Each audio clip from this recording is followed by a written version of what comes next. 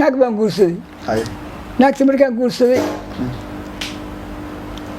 runtaa fiican moogtahay naagtii baadiyaa laga keenay xoogay lahayd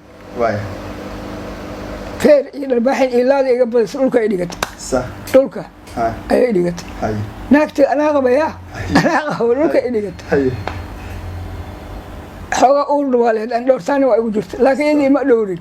soo ma adiga waa dhowraysa markaasay tiri naagtii hooyo inta feer ku badbadaysay ee tiri igaarkayga maxamed yar ahay miyaad agi dishay wariyaa idab malihid hooyo ay soo diraan inta adduunka soo joogay waxyaalaha badan haddee jaceyl haddaan ka sheekeeyo aan soo maray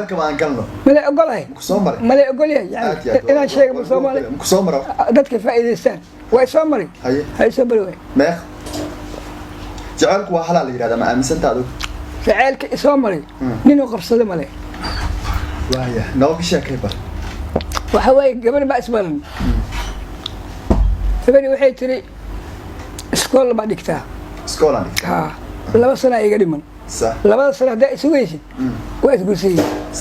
maxay tahay laba sano hadday dhammaanaysaa waa goorma markaas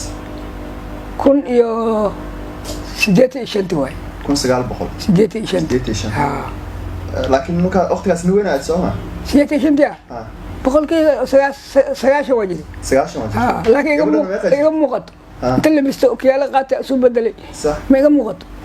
ma garanaysa gabadhana meeqa jirta waqtigaas 18 adigana 9 waa jirta labada sano sugay ma ogtahay labada sano markay dhamaatay gurigooda iska tagay la soo dhaweynayo waxay dhahday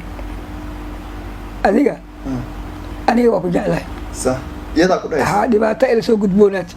wixii ila soo gudbaa inaan kuu sheego waay aabba wuxuu dhahaa nin kalaa ku siiyaa aabbahay iyaa dhahaa nin kalaa ku siiyaa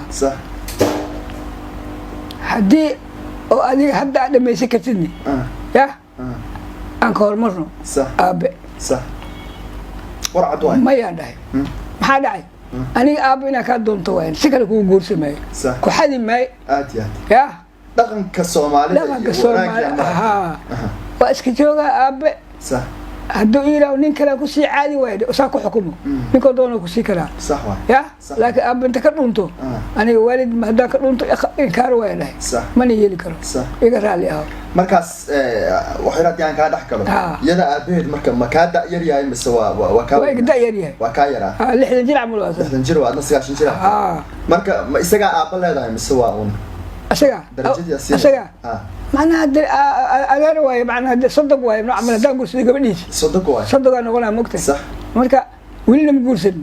waxba maaha mogtahay aabba la dhahaa aabbaheed ida aabba ma lehayso idaa la raaca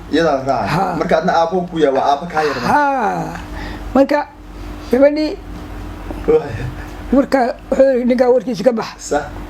habeen dambe guriga hala diyaariyo ninkaan keenaya ninkii loo guurin lahaa